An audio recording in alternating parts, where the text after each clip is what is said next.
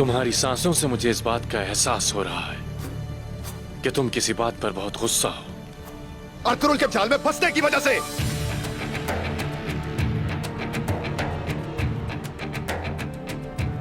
साफ साफ कहो।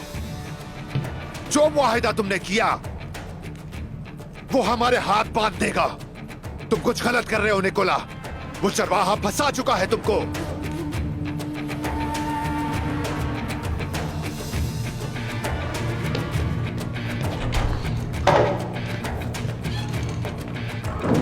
जिसे तुम चरवाहा कह रहे हो उसने तुम्हारे बाप का कत्ल किया था।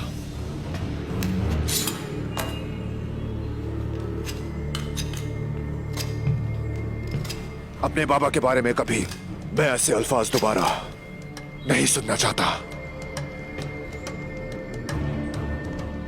हम यहां अपने बाप दादा का बदला लेने नहीं आए फलातियोस, बल्कि अपने बच्चों के मुस्तकबिल के लिए आए हैं।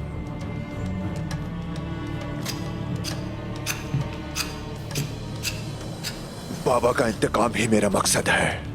अपने बच्चों की कोई परवाह नहीं मुझे।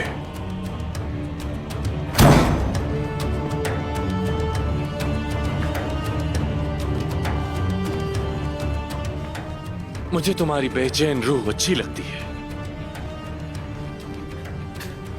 लेकिन याद रखो फलातियोस कि समंदरों को अबूर करने वाले जंगजू अपनी रूहों को नहीं बल्कि आसमानों को बदल देते हैं।